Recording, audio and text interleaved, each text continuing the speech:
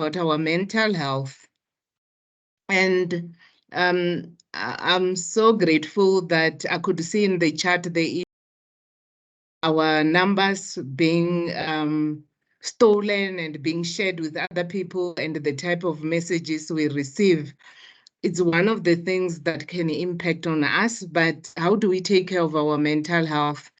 I think from my personal opinion, with regard to the numbers and the experiences, when I run groups as well, early this year, Lisa and I, we were running a group, and there was somebody who was part of the group and was sending very strange comments. And then we saw that even as we are sitting here, we might be thinking we are all UNISA students, but there are people who also make money by taking our details and selling them to other people who use that to make money. Unfortunately, one of the big things for me that I've seen, it creates a serious mental health challenge.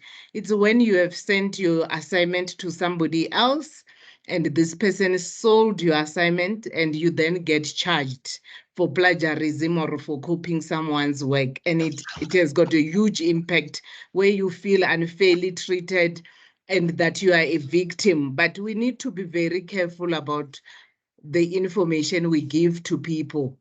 And also, as we are joining groups, we need to think about our needs as well and how we manage our mental health. So let's get started with mental health that we are talking about. Again, I'm with my colleague Lisa this afternoon. So mental health is one of the biggest things in South Africa, in the world in general, especially even after COVID. Most of us, we think we have moved on and we are okay because we are safe, or, we did not perish. But what we don't realize is how much was taken from that period of COVID, and already we were vulnerable. So let's really talk this afternoon about mental health. And, yesterday we were talking about reaching for support, asking for help, and that has got a direct link with the mental health as well. And this is a topic that in most communities, in most societies, anywhere people can talk about mental health. I normally make a joke that most people are willing to share with their friends the gynae they see, or the person who does their hair, who cut my hair, who braid my hair, which spa I go to, but they can never talk about the psychiatrist they see or the psychologist they see, because that's talking about mental health. Okay, Lisa? And what is mental health? What do we mean about mental health? Mental health is a state of mental well-being that enables people to cope with their stresses of life, realize their abilities, learn well and work well, and contribute to their community. Mental health is a basic human right and crucial to personal, community, and socio-economic development. I always say to people, your mental health determines everything about your life. So if you don't take care of your mental health, it means all aspects of your life get impacted, or it impacts on your ability to function, or even your optimal functioning. I attended a seminar last week where I then afterwards shared with Lisa some of the information. And I said to Lisa, it will be very relevant that we share this information also today. In 2019, nearly 1 billion people, including 14% of the world adolescents, were living with a mental disorder. Suicide accounted for more than 1 in 100 deaths. In 58% of suicides occurred before the age of 50. Mental disorders are the leading cause of disability. What people don't know, if you suffer mental health and you have got burnout, it can be equated to the impact on your brain, like somebody who have been run over by a car or who was involved by a car accident, on your brain functioning. So burnout is quite scary on your brain functioning. And that can lead to disability, because some people get bored out of work because of burnout, because they can't function intellectually or neurologically. People with severe mental health conditions die on average 10 to 20 years earlier than the general population, mostly due to preventable physical diseases. Remember your mental health impact on your physical health. Depression and anxiety went up by more than 25% in the first year of the pandemic alone. Social and economic inequalities, public health emergencies, war, and the climate crisis among the global health structural threats to mental health. I remember last week, the lady who was presenting also shared with us, among the senior managers and people with a higher position, it was found by the Deloitte that most of them are actually functioning with some form of mental health condition.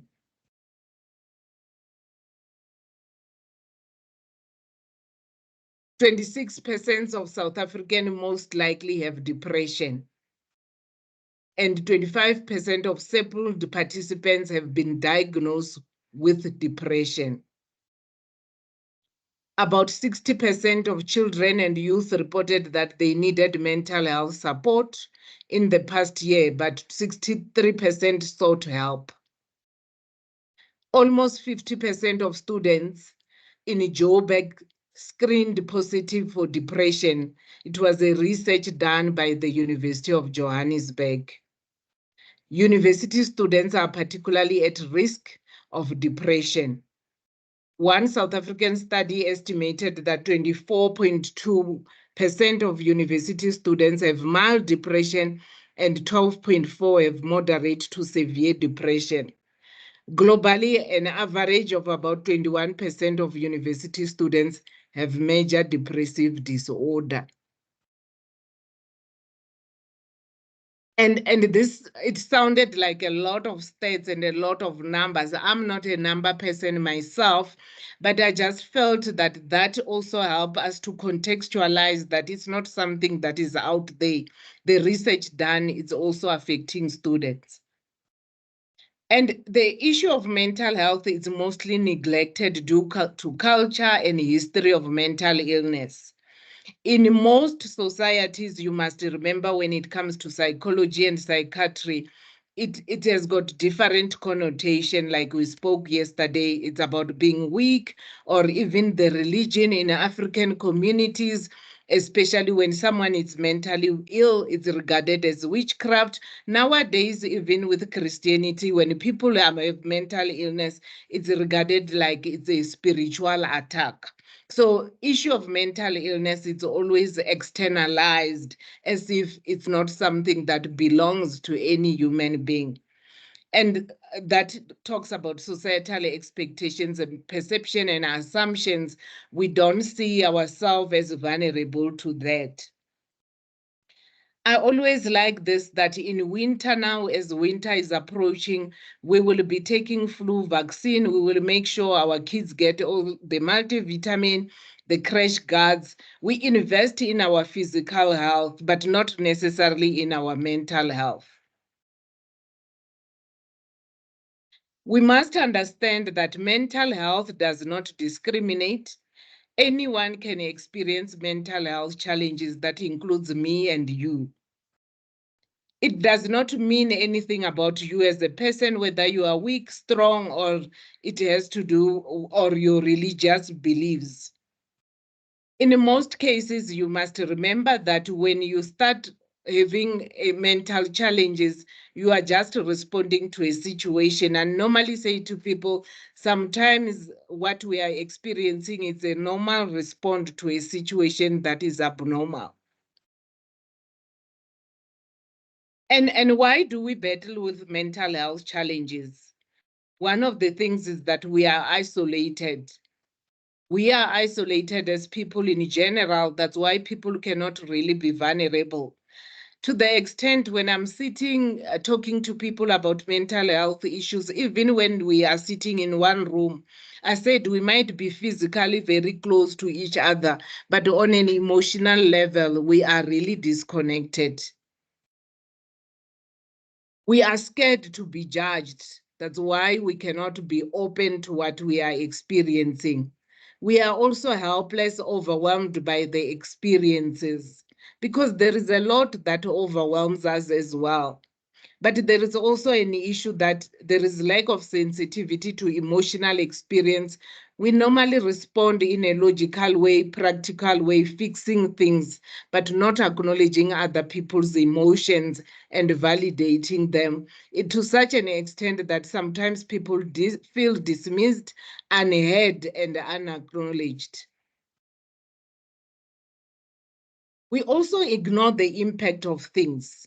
You know, if I tell you now I'm HIV positive, you know, people might not think about the impact of my fear of dying or fear of being stigmatized. You could easily tell me, don't worry, there is drugs and all that. But apart from the drugs I could take, there is an impact, and that normally gets ignored. Even for myself, I will start thinking about what do I need to do. Furthermore, we struggle to accept and deal with our pain, but we also struggle to assess each other's pain. When people are struggling on a human level, they cannot hold each other. Then there was a question earlier. When we are talking about mental health issues, there are a number of issues or conditions that are talking about mental health. So when we say your mental health, it's your ability to function optimally. And there are different criteria depending on which condition you are going to be diagnosed with. Therefore, when we talk about your mental health, it's your ability to be able to function optimally. When we are looking at your thoughts process, your emotional and your behavior as well, that is appropriate. I'm going to quickly talk about one of the conditions, which is a mental health issue, which, if you remember in the States, depression was mentioned most of the time. Clinical depression is a serious and a pervasive mood disorder. It causes feelings of sadness and hopelessness, helplessness, and the sense of not being worthy. Depression can be mild to moderate, with symptoms of apathy, little appetite, difficulty sleeping, low self-esteem, and low-grade fatigue. Or it can be more severe, where a person will tell you, I can't wake up, I'm not eating, I'm not doing anything. So that person is just paralyzed, they don't wash. Even simple basic things of washing, they don't do that anymore. As we continue with depression, when a person is not functional, and that's when we can see this person's mental health has been impacted. And this is specifically talking about depression only. They will be sleeping too much or too little. Early morning wake up, I hear people reporting that at 1, 2, I'm already awake and I can't sleep anymore. That leads to me maybe making sure that I'm late at work, or when I get to work, I'm very tired. You sometimes feel very guilty, a sense of worthlessness, hopelessness, and pessimism. You can also become very restless, irritable, and excessive crying. At times, there is persistent sadness, anxiety, and a feeling of being empty.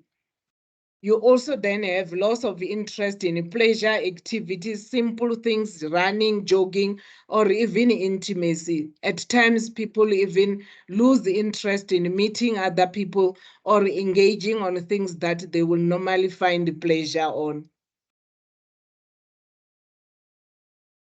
We need to, we spoke about decreased energy, fatigue, and you feel slowed down. Then there can be thoughts of death or suicide, or even suicide attempts. There is also difficulty concentrating, remembering, or making decisions.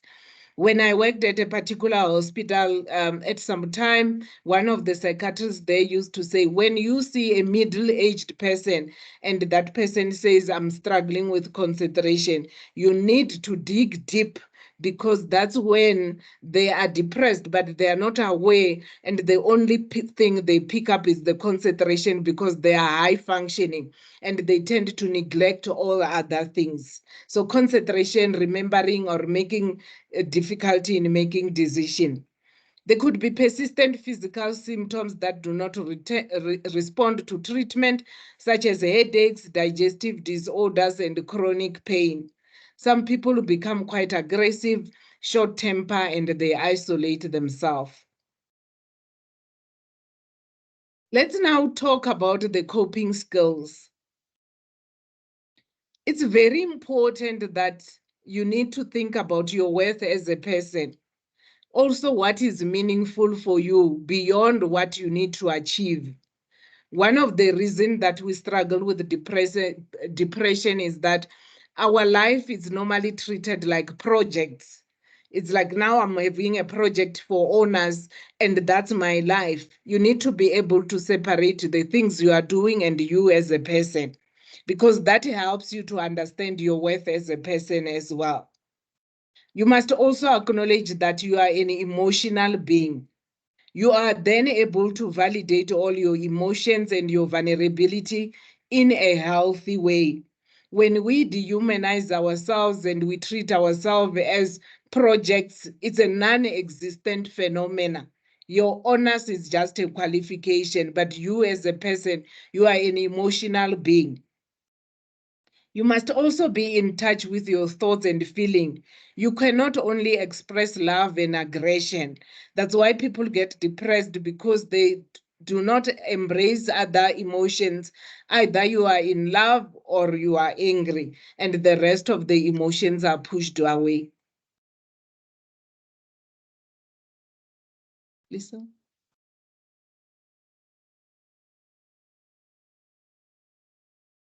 That's the next slide. Okay. You also need to feel that you are worthy, you are able and deserving.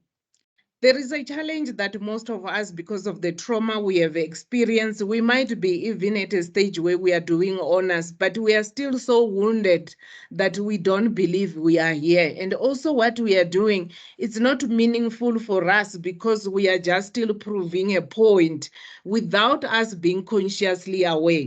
Therefore, we do not internalize what we are doing, and therefore it's very difficult to realize you are worthy, you are able and deserving.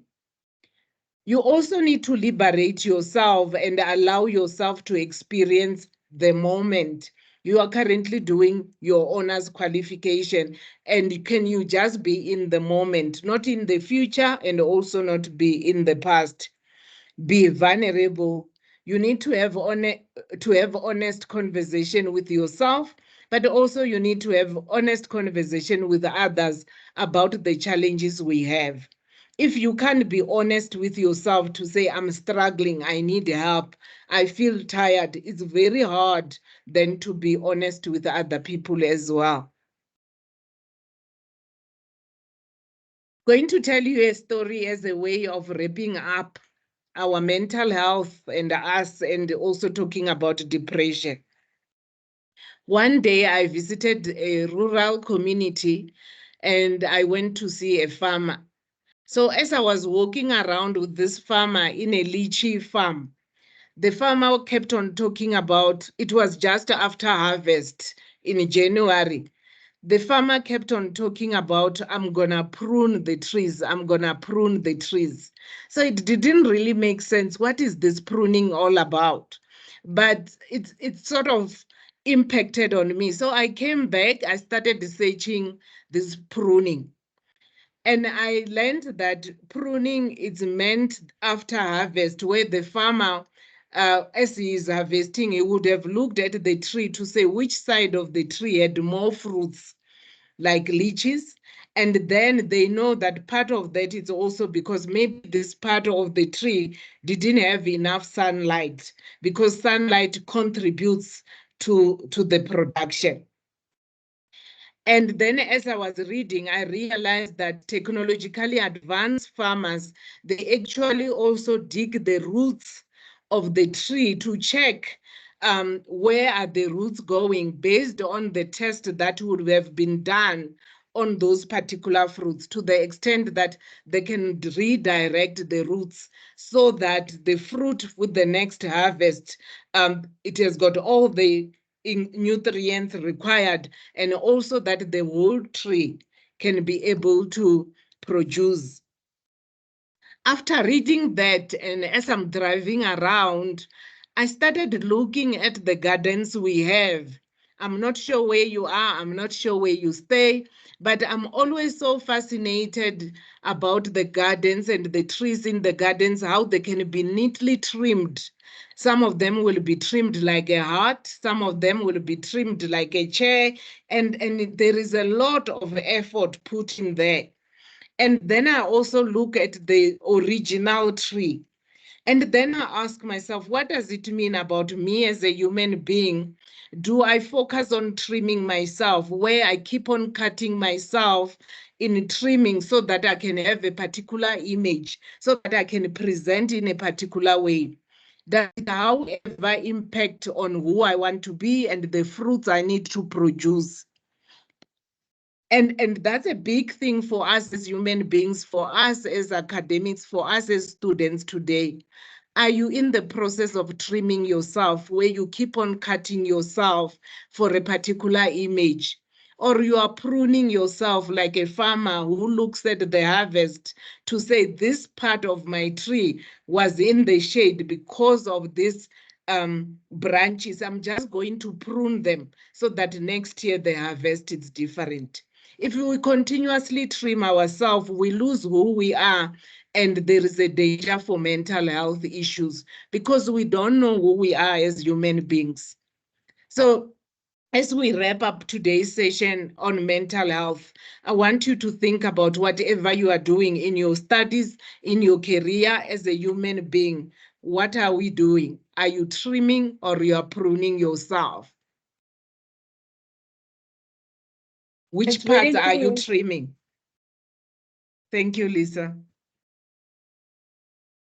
Um, it, I was just wondering, as I was listening to you, we didn't include it in the presentation, but I thought since we've got a couple of minutes left, if I could just ask you to share with us, if you are worried about somebody close to you, it might be another student or somebody you work with or somebody in the family, about the challenges that they are experiencing, about their mental health. What are some of the steps we can take if you find yourself being quite overwhelmed with somebody else and their mental challenges? Thank you, Lisa. I think it's a very important question. Firstly, you must position yourself from a place of care to say to this person, I'm worried and I care about you, or I care about you to the extent that I'm worried. Don't label them, but talk about what is making you worried. I am worried that for the past 3 months, you are reluctant to go out, even when we invite you. You are no longer going to work. Point out the tangible things you see that is making you concerned, and also then give them a chance to explain. Maybe they're just going through a moment where they can say, I appreciate that you are worried about me, but I'm okay. This is what I'm going through. Or give me a chance to see whether I can talk to you about this. But keep on being consistent. The challenge when we reach out to people, we also have an idea what must happen, and you don't then allow the other person to feel safe with you. So it's a dance. You can then say to this person, I'm also worried. I do not know what to do, but I'm just concerned about you. Can we ask for more support? Can I check who can support us? If you then overwhelm this person with your own anxiety and your fears, they start feeling judged and people become resistant. We have got a lot of information. I've had people coming to me saying, I could not come earlier because people had already labeled me that I'm depressed and all that. And I felt that it's a sign that I'm being weak and all that. But if you just say, I'm worried about you without labeling a person, it makes things easier.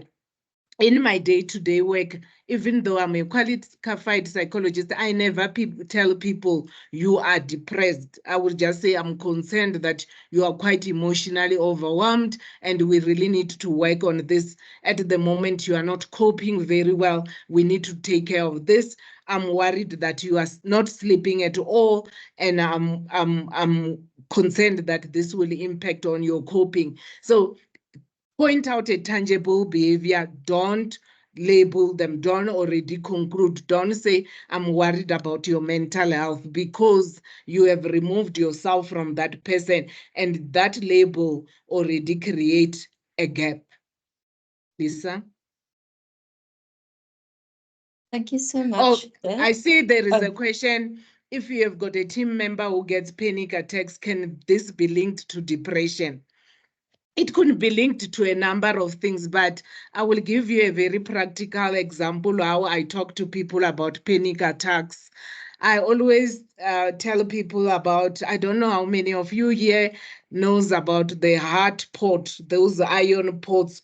If when I'm sitting here, I've got a kitchen closer to me and I've put that pot with the water, and the water start boiling, the water will hit that lid, and I would hear the noise where the water is pushing the lid time and again, and the lid keeps on coming down. So panic attacks for me, I always say to a person, whether it's depression or trauma or anything, there is something that you have incubated, and time and again it's threatening to come out. And that's when it's threatening to come out, the body reacts where you feel like you can't breathe, your heart is going to stop, you can't talk, dry mouth, and all those things. So if it's not biological, like menopause and all that, there is something possibly emotional. We can't give it a name because we don't have all that person and all the facts. Thank you very much. Sorry, Dr. Stander, I just want to, I know that we shared on Monday and Tuesday, but I will also just share it in the chat again. So if there are any students who need support, who need to have conversations with us, you are welcome to email us, or then to make an online appointment, or to visit one of our counselors at the regional centers. Thank you very much. Lisa, could I ask you to perhaps put the clickable links in? I've also added you and Dr. Korisang to our Teams channel. Okay.